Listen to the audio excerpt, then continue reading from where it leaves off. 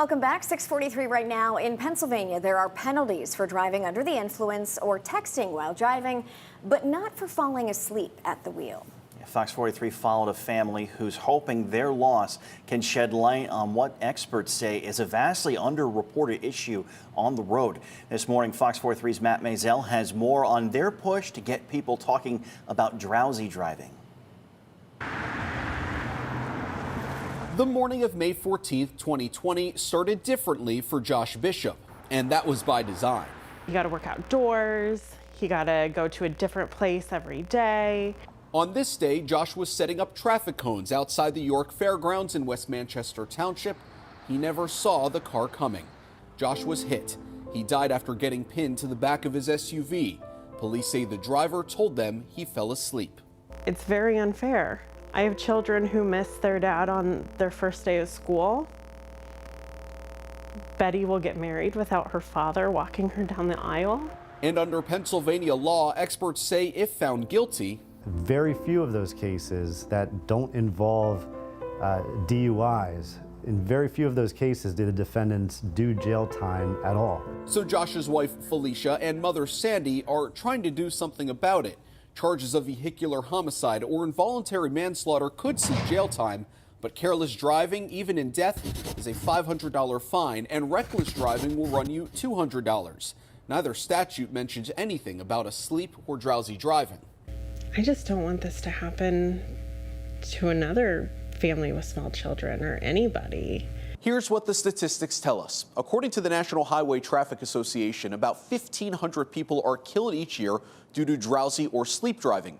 Here in Pennsylvania, PennDOT counted 11 in 2020 and 184 in the past 10 years. That's only 1% of all traffic-related deaths, and that's causing safety experts to say you are being misled. So it's a huge problem, underreported, and we have to do more to educate the public about the importance of sleep. Pam Shadle-Fisher of the Governor's Highway Safety Association wrote a 2016 report which estimated about a third of all drivers admitted to drowsy driving over a 30-day span, and that crashes from fatigue drivers resulted in closer to 6,400 fatalities a year. She says all of it is preventable, and it starts with training police better to spot it. You know, when you go through training to become a police officer, there's a lot that you're going through. And so, you know, is drowsy driving one of those areas that you're going to focus on? No. When you're following a vehicle, there's really nothing that differentiates a driver impaired by alcohol or controlled substance or just being tired and fatigued. We rode along at night with Officer Anthony Glass of the Swatara Township Police Department. Following this car's kind of been weaving around the lane a little bit. He's trained to spot DUIs, which he says look the same as someone who's simply drowsy. I would say it'd be hard for me to go a night of actually looking to go and detect DUIs where I don't encounter at least one person that I thought was driving under the influence and may have just been distracted or tired. Those indicators are the same, where one path is going to lead to an arrest, the other at most is going to lead to a traffic citation. But according to the CDC, if you get behind the wheel of a car after being awake longer than 24 hours, well, it's like having a blood alcohol level.